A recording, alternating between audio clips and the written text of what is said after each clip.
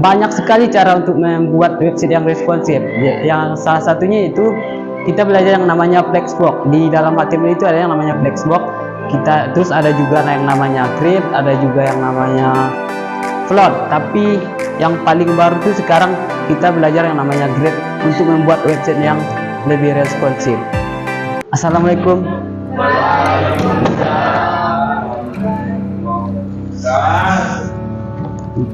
Selamat pagi anak-anak. Oh, apa kabarnya? Kita coba ambil absen dulu ya. Yang ada yang nggak hadir. Apa kabarnya? Semoga bisa cepat sembuh ya. Mulai pembelajaran sebenarnya kita berdoa terlebih dahulu. Silakan ketua dipimpin doanya.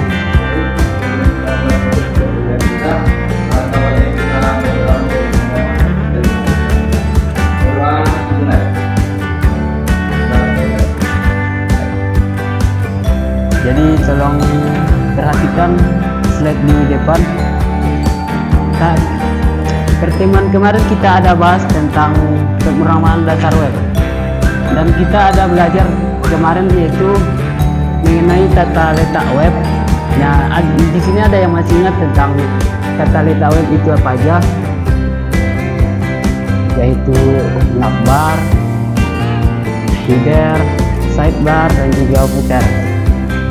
Nah, sekarang kita akan bahas lebih dalam lagi mengenai website ini, di mana topik pembahasan pengajaran kita pada hari ini yaitu mengenal apa itu web itu yang lebih dalam, sejarah singkat web, dan teknologi apa saja yang digunakan web, dan juga standar website yang baik untuk di hosting. Pertama, apa itu web? Nah, ketika teman Ananda semua mendengar kata web, apa yang terbesit di kepala Ananda? Itu Pak. Termasuk. Ada yang lain? Tempat mencari informasi data, lihat gambar. Ya, termasuk. Ya, web itu sudah termasuk dari kehidupan kita sehari-hari ya, di mana kita bisa mencari informasi dan juga menggali lebih dalam tentang website. Tapi mari kita coba pelajari lebih lanjut lagi mengenai pengertian dan maksud dari web. Pertama, internet. Internet ini, kenapa saya coba katakan internet? Karena internet dan website itu kadang-kadang orang itu salah penafsiran, di mana atau ada yang bilang coba searching di website atau coba cari di internet. Padahal sebenarnya mereka itu berbeda, di mana internet itu adalah jaringan global atau internasional yang menghubungkan jutaan komputer yang ada di dunia menggunakan protokol yang sama untuk berbagi dan mengirimkan informasi. Kata kuncinya yaitu menghubungkan antara komputer satu dan komputer yang ada di seluruh dunia. Itu. Dan kalau website, di mana sekumpulan dokumen media seperti gambar, video, teks, dan lain-lain yang dimasukkan ke dalam jaringan internet tersebut dan menggunakan protokol HTTP. HTTP tidak usah kita bahas sekali ini dulu, nanti kita akan bahas di pertemuan selanjutnya. Berarti internet dan website itu sama-sama berkaitan, di mana internet ini adalah tempat mengalirnya data, dan website itu adalah salah satu media, bukan satu-satunya. Kan kita bisa mencari informasi bukan hanya di website, kita juga bisa mencari, berkomunikasi di kantor pos, di tempat ngirim surat, mencari informasi, dan juga di yang lain-lainnya.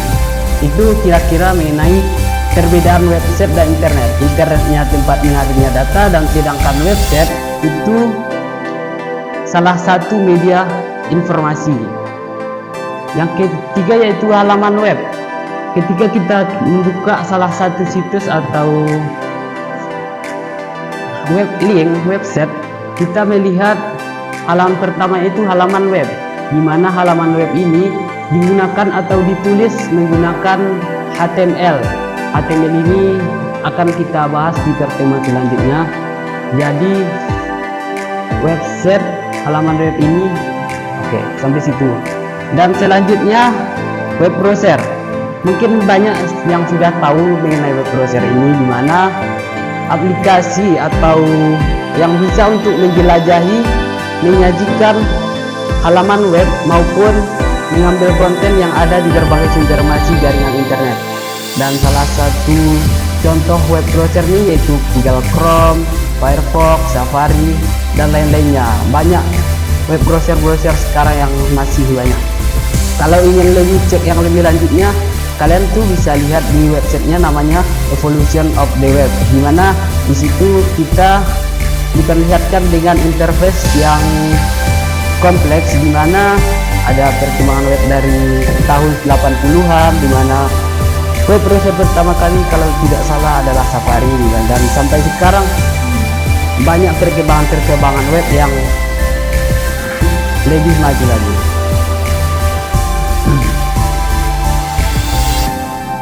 Terakhir yaitu golongan web, di mana website itu dibagi menjadi 3, yaitu antaranya web statis, web dinamis, dan juga web interaktif.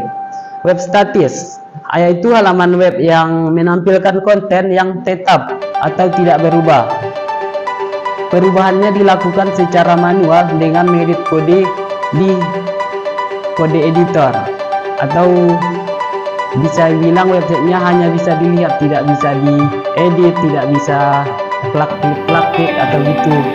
Nah, yang kedua yaitu ada web dinamis. Web dinamis ini yaitu perkembangan dari web statis.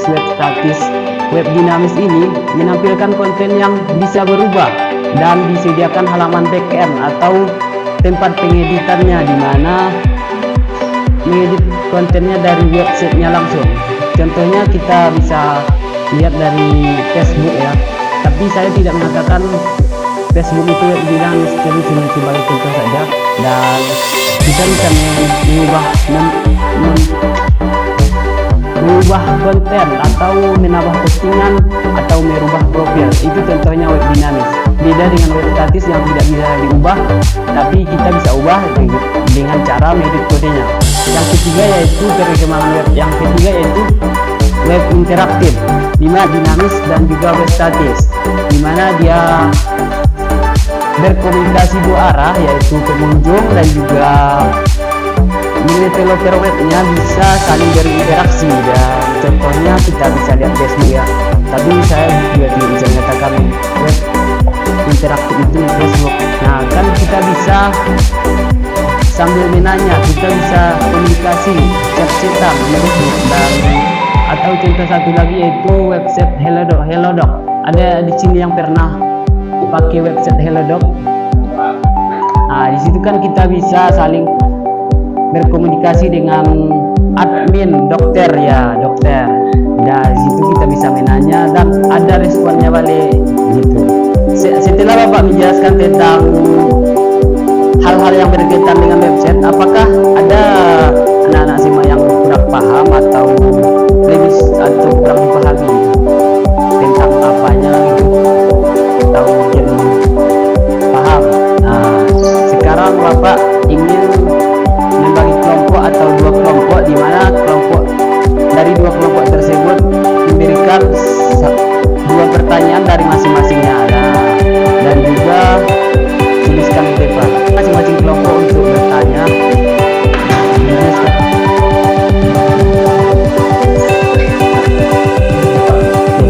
Iya.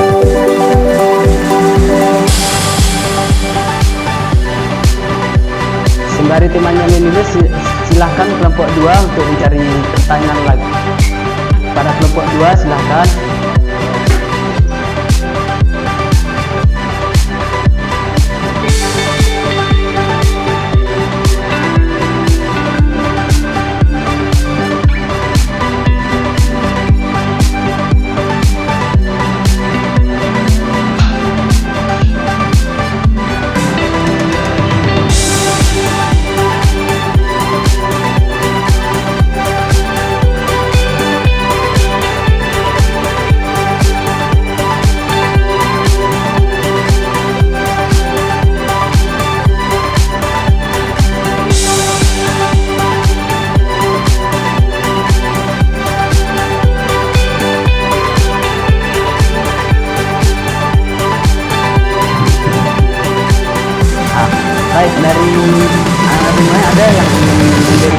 jawaban sementara dari pertanyaan yang teman-teman kita dua berikan tadi. Baik, silahkan Intan.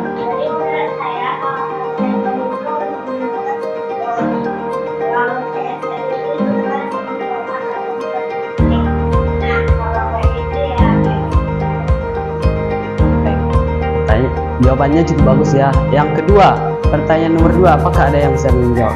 Ya, Pak. Silakan. Bagaimana cara membuat website yang inklusif?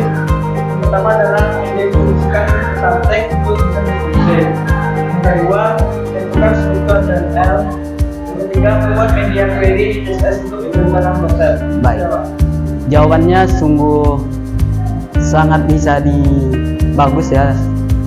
Terus apa lagi? 1, 2, 3.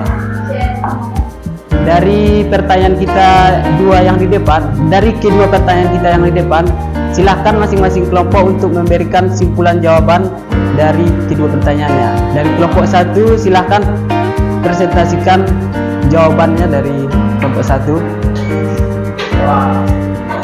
Silahkan Doni.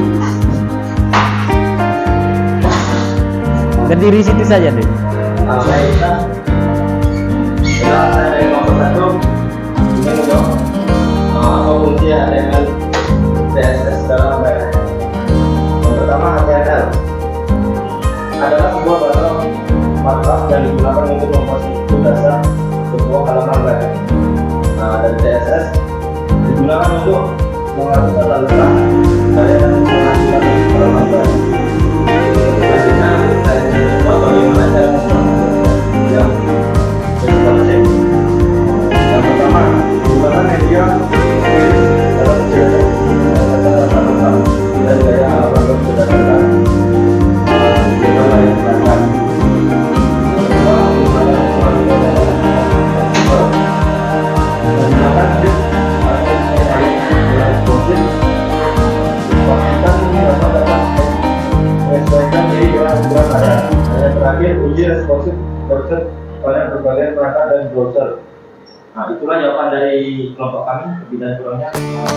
Terima kasih kepada Doni. Sila uploadnya kembali. Nah, di sini Bapak coba terangkan lebih lanjut lagi yang mengenai pertanyaannya atau yang pertama itu fungsi HTML, CSS dan web. HTML itu dibilang sebagai struktur untuk membangun sebuah website yang bagus, dan CSS itu untuk memperindahnya, dan kan tidak mungkin juga website tidak memiliki warna supaya lebih cantik ya, dan dalam web. Yang kedua yaitu bagaimana cara membuat web yang responsif. Itu ada banyak cara, salah satunya banyak sekali cara untuk membuat website yang responsif. Yang salah satunya itu kita belajar yang namanya flexbox. Di dalam HTML itu ada yang namanya flexbox.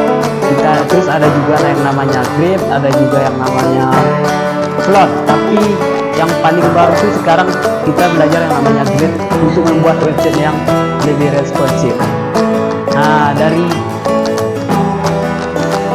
baik, kesimpulan dari pembelajaran yang kita sudah pelajari tadi mengenai web, itu kita mengenai pemrograman dasar web, kita belajar yaitu bagaimana cara membuat website yang baik, yang menarik untuk pengunjung websitenya, dan kita juga harus belajar namanya HTML dan juga CSS untuk memperbagus website kita tersebut.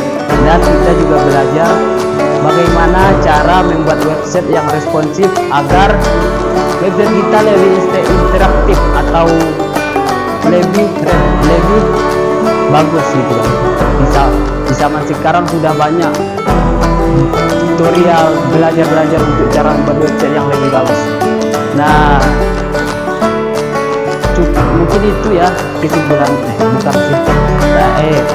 Baiklah, kita coba quiz pada hari ini. Tapi Bapak coba kirim daring, silakan semuanya untuk membuka daring dan mungkin itu pembelajaran kita pada hari ini, dan minggu nanti kita akan coba coding untuk belajar membuat website dengan HTML aja dulu. Kita belajar dasar-dasar dulu supaya kita